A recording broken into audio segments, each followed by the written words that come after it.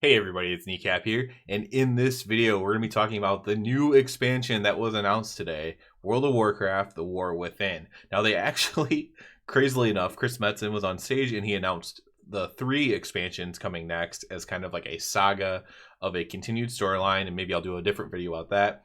But for this video, we're going to focus solely on The War Within, which will be the next expansion coming out next year, 2024. So this will be the next expansion, and let's go ahead and dive into the features here on the website, thewarwithinblizzard.com. So as I kind of mentioned, this is World of Warcraft World Soul Saga. We have the War Within. The next one is going to be Midnight, and then the last one of this saga is going to be the Last Titan. Here we have the cinematic. I'm not going to do a cinematic review in this video. It was basically Anduin talking to Thrall. Very nicely looking cinematic. Anduin, I think, looks really cool in the cinematic as well. Not a lot of action. That's kind of like the downside of it. I hope that they actually put out another cinematic that is more action-packed. I mean, I liked it, but for the general Warcraft fan, they want to see like some battling. So I do hear that criticism for sure on the cinematic. Check it out yourself if you want. It's on their YouTube. It's on, it's on this website. You can check out the cinematic. I might do a video with the cinematic. I might post my reaction to the cinematic. I'm not sure yet. I wanted to get through this first though. So we're going to defend Azeroth from the shadows below. Journey never before seen subterranean worlds filled with hidden wonders and lurking perils, down to the dark depths of the Nerubian Empire, where the malicious harbinger of the void is gathering arachnid forces to bring Azeroth to its knees.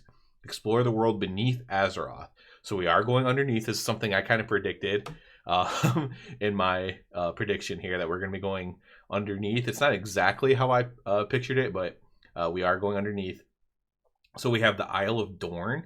Discover the land of Khazal Gore off the western shores of Pandaria, and home to the Earthen. Their capital city, Dornogal, will become new meeting ground for the Horde and Alliance. So the new city is actually going to be a dwarven city, which is something I'm really, really hyped about. So like the new capital city, the new Valdrak, and the new Oribos, the new Dalaran, whatever, it's actually going to be a dwarven city, earthen city, but themed like a dwarven city, as you can see here in the image. We also have the other zones that we can look at. The Ringing Deeps. So Ringing Deeps is gigantic cavern, serves as the home of the Machine Speakers. That's a different branch of the Earthen. So there's like 3 branches of the Earthen that exist. And this one are the Machine Speakers. They're deep below. They're responsible for the machinery, as their name would suggest. Then we have Hollowfall. Lit by a massive crystal in the center, the bright underground zone is home of the Arethi, or a human tribe who have battled against Nerubians for centuries. Now, I'm interested to see the storyline here of how they got here. They're also called the Arethi, which are they from the Arethi Highlands? It was said in the panel, the BlizzCon panel, that these people are like somehow attuned to the light. Some of them are paladins even. So that's interesting to me as someone who plays a paladin. But I'm really interested to dive into the storyline of how they got there, how long they've been there, why they're there, where they came from exactly. They might have answered some of that stuff on the panel, but I was kind of just like, when they were talking about the zones, I was really focused on like the artwork and stuff, honestly. So I'd be very interested to see, all those questions that I just asked. Then we have Azkahet, which is kind of like Azjol Nerub or Ankahet, all the Nerubian places. The pinnacle of Nerubian society were Zaltalath. So that's the old god type person that came out of the dagger in BFA and was the Legion weapon, was in the Legion weapon in Legion, Shadow Priest. Harbinger of the Void has been gathering the mutating Nerubian forces to create an unstoppable army. So our first main threat, at least, is going to be the Nerubians, and we're going to be teaming up with the Earthen in a dwarven city as our main hub, and also some human allies, the Arethi, as well. New evergreen features. So delves. So delves sound a little bit interesting to me. Some people are calling them islands, and it's kind of probably right. But deep beneath the surface lies treasure vaults waiting to be discovered. Explore these world instances solo or with up to 4 friends, along with an NPC companion to defeat bosses and gain epic in-game loot. Now, they said for Season 1, your NPC is going to be Brand. So that means it could change depending on the season. So we could get like a Harrison Jones season or something like that as we go.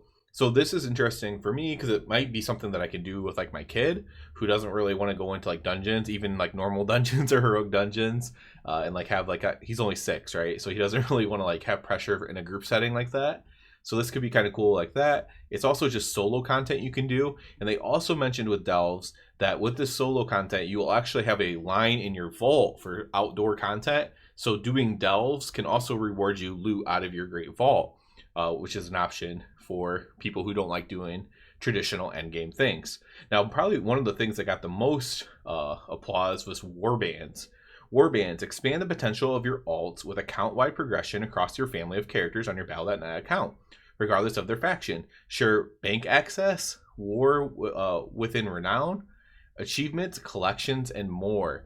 So you're actually going to share your renown, your achievements, your collections, and bank access among your alts. This is pretty huge. This is a really cool system.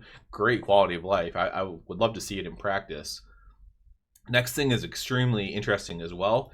This is hero talents. So basically, someone called them ascendancies, but different games call them different things. And basically, it's your talents are the same. You still have your class talents, and you have your spec talents, and then you'll have another thing where you get to choose 2 out of 3, and it depends on what your spec is, right? And maybe druids are different because I have 4, but basically, let's use paladin as example. If you're retribution, imagine a triangle. This is exactly how they pictured it. If you're retribution, I'm on a triangle in the corner. Retribution, protection, holy. Ret is going to be able to choose in a line with here and here on the triangle, right? One connecting to protection, one connecting to holy. Holy is then going to get a different one that Ret doesn't have, and protection will also get a different one that Ret doesn't have. And so like each spec has 2 out of 3, and you basically unlock these as you level up. And it's kind of more treated, not instead of like choices, it's treated as like a Legion artifact where it's just extra power. There is choice nodes. They did mention that.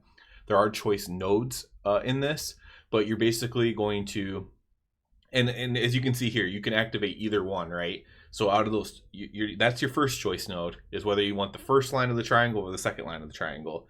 And you can't get the third line, but you have 2, that's why you have 2 choices here. So your first choice is at choosing which one you're going to have active. You can change these anytime, just like your talents. And then each one's going to be filled out just by leveling. It's nothing special there. It's just like your Legion artifact, except for instead of artifact power, you just need to level up to level 80 or whatever, 70, whatever it is. I can't even think right now. I think it's 80. And then, so anyways, and then you'll choose that. And then there's a couple choice nodes as well in there. So you are going to have some choice. You know, one of these might be better for raids, one of them might be better for dungeons, one of them might be better for doing outdoor content, one of them might be better for off healing, one of them might be better for this or that, right? And so you're going to make some choices there on top of your normal talent choices. And this is going to be an evergreen system. This is something that they want to keep after Dragonflight, after this War Within as well. So this is just going to be another station on top of the talents that they want to balance and keep instead of being a like one season thing or whatever like that. Next up, we'll talk about the Earthen. I kind of mentioned this already, actually. There's like 3 different factions of them. They're the Oathsworn that kind of live in the zone that we were just talking about with the Dwarven City. And then you have the ones that are like, I can't remember what they're called, but they're like the Outcasts. Then you have the Machine Speakers that we mentioned in the zone with the Machine Speakers as well. Dragon riding is now called Dynamic Flying, and that's because it's not just for your dragon riding mount. They're up to hundreds, I guess. The last time I saw, there was over 100 mounts rigged to dragon ride. Now it says hundreds of in-game mounts. Basically, from what I heard, it's all the mounts that kind of make sense. So, like, as of now, at least, your robotic mounts, like, imagine, like, the Harvest Golem or whatever, that doesn't have dragon riding as of now, as far as I know. That doesn't mean it will never have it, but as of now, it's like birds, horses that are already able to fly, I think, have dragon riding. Dragons, obviously, most of your mounts that can fly will have dragon riding, and maybe eventually all of them will. I don't know that for sure. And then lastly, on this new evergreen features, we have the dungeons and raids. They talked about this a little bit. There's 8 dungeons in a raid. That's fairly typical for an expansion, and so we will dive into there. The first raid is Nerubian themed, as you may have guessed. Based on that, and the dungeons are like just based on the zones, as always. So there's like a Kobold dungeon because one of the things has Kobold. I'm sure there's like Nerubian dungeons and things like that. So kind of the standard things on the raids and dungeons. Probably though they might dive into that more tomorrow on the deep dive. Then they have like rewards. We're not going to get too much into like pre-ordering and stuff because I have opinions on that, but that's not really what this is about. I will mention a little bit of drama on the pre-purchase. To me, it doesn't matter, but I do understand it matters to some people. It's basically one thing, right? So this is the standard thing. It's $50 to buy it. Heroic is more. It's like 70, and then the Epic Edition is 90. The little bit of drama is the $90 one gets you early access right here. 3 days of early access. That 3 days does not include like mythic dungeons or basically any way to gear your character, but it is 3 days extra to level. So I mean, the reality is I don't think it's really giving you anything. It's like an illusion of 3 days early access to me. That's the way I look at it. Like if I was someone who didn't play World of Warcraft a lot, I would just buy the base edition and not really care because it's not going to affect me at all. I would just do what I always do. If that's the way I played. Obviously, I play a lot more hardcore, and especially because you can get beta access as well. I'm going to end up buying. Well, I'm going to end up buying the collector's edition if I'm just being honest. But that's where I stand. But whatever. If you feel pressure to buy the three days of early access that you can't even do mythic dungeons in, don't do that. If you're a casual player and you don't care, you don't want all this extra pets and crap like that. It is worth noting you do get 30 days of game time as well with the Epic Edition, so that puts the price at about $75, which is still expensive. Don't get me wrong, but it's only $5 more than the Heroic. Essentially, it's only $5 more than the Heroic one, and then you get all this crap too. But I would basically say you either get the base edition because you're just going to play casually. Don't worry about the FOMO and stuff like that. It's you're not getting anything. You can't even do mythic dungeons with the early access or whatever. If you're a casual player and you don't care about extra stuff, just get the base edition. It's completely fine. And then if you are more hardcore and you want to spend more money, then you can get the Epic Edition. Again, you're not really gaining much with the 3 days, except for you can maybe level slower and not care about leveling as fast. But it's completely up to you. What I will say is the Heroic Edition is not a very good deal because, like I said, this comes with 30 days of game time, which is essentially only $5 more than the Heroic Edition. So either base edition, don't worry about FOMO, or spend your heart out and get the Epic Edition or Collector's Edition, whatever the case may be there. I did want to mention that a little bit. Overall, I'm super excited for this. I'll have a lot more videos coming out in general about this. I'm super excited for this. It's so small to a lot of people probably, but having the Dwarf City be the main city is really, really cool to me. They also mentioned Magni possibly returning as well. I'm probably going to have just tons of videos coming out, so bear with me. Hopefully some of them you like, or all of them that you like, or if you just support me, you just want to click like on all of them, that's fine too. But yeah, that's it for this one. Just kind of quick highlight of everything, maybe deep dive a little bit more into some of these things individually, separately in different videos. But yeah, as always, I do ask you to please subscribe to the channel because that helps me out a lot. And other than that, everybody have a good one.